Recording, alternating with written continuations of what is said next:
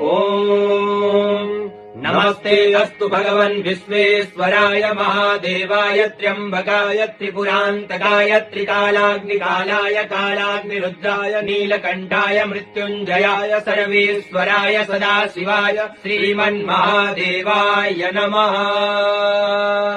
ॐ नमस्ते अस्तु भगवन् विश्वेश्वराय महादेवाय त्र्यम्बकाय त्रिपुरान्तकाय त्रिकालाग्निकालाय कालाग्निरुद्राय नीलकण्ठाय मृत्युञ्जयाय सर्वेश्वराय सदाशिवाय श्रीमन्महादेवाय नमः।